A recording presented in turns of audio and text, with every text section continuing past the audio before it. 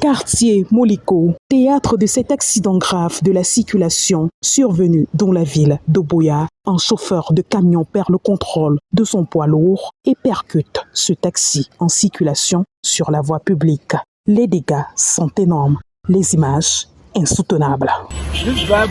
C'était une situation vraiment effroyable. À bord de mon véhicule, j'ai aperçu au loin le gros porteur. En jugeant à sa vive allure, c'est tout de suite que j'ai eu le pressentiment qu'il y avait un problème. Et c'est finalement in extremis que j'ai pu éviter qu'il ne me percute de plein fouet.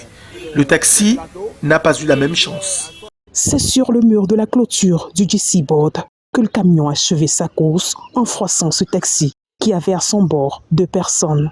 Les victimes, conduites à l'hôpital régional annexe d'Oboya, ont trouvé la mort quelques minutes après aux urgences de cette formation sanitaire.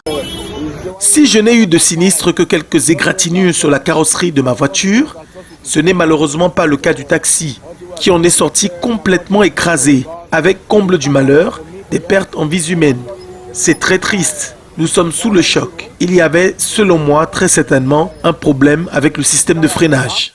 Sur les lieux du drame, les populations sont sans voix. Les forces de défense et de sécurité descendent sur le torrent pour faire des constats d'usage et rétablir la circulation. Cette défaillance de frein suscite des interrogations sur la validité de la visite technique du camion en question.